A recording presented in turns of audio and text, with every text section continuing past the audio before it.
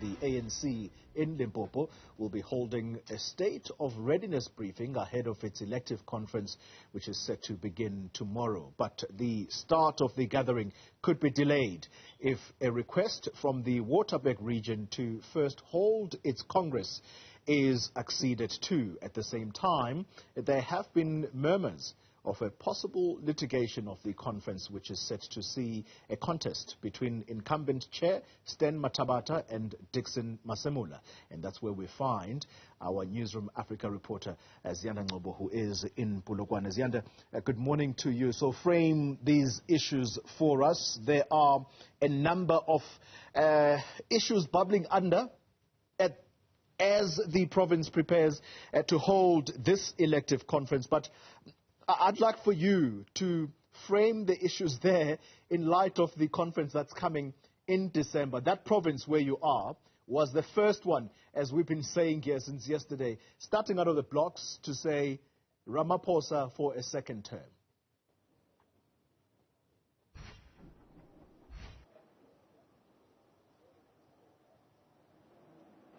Interestingly enough as well, Xoli, that both slates that are contesting for this provincial conference are saying thumbs up to President Cyril Ramaphosa for a second term. Now, when we talk about Limpopo, it is, dare I say, setting itself up to be the kingmaker of the 55th National Conference. Why do I say that? Because it's now the second biggest region after KwaZulu-Natal, so it's overtaken the Eastern Cape, it's overtaken Mpumalanga when it comes to the numbers, and this is why I think a lot of eyes will be focused on this particular conference. There are 5 regions in Limpopo, and Peter Ngcobo, which is set to be supporting Stan Mathabatha, is one of those regions that has threatened to take this conference, bring a legal challenge, I should say, because of the issues that we've been seeing throughout the Nkoli, not only isolated in Limpopo when it comes to the branch general meetings. Now,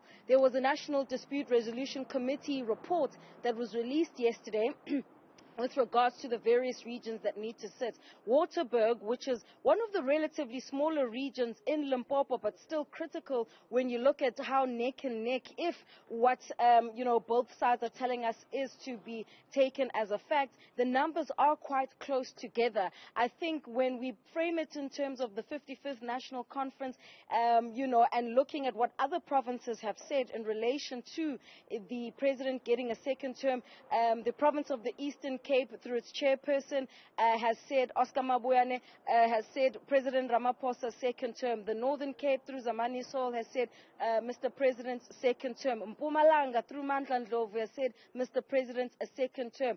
And it's unlikely to be different here in Limpopo, Xoli. So when we speak about that and we look at the bigger picture, as pundits have been saying, it doesn't seem like the President will have much competition when it comes to the hot seat. But there is the possibility, which we've been seeing in the other regions, in provinces such as KwaZulu-Natal, to see nominations from the floor, and that is also not something to be ruled out depending on the temperature of the branches.